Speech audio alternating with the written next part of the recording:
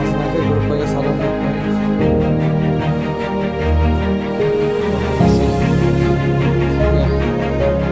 Savollar bo'lsa,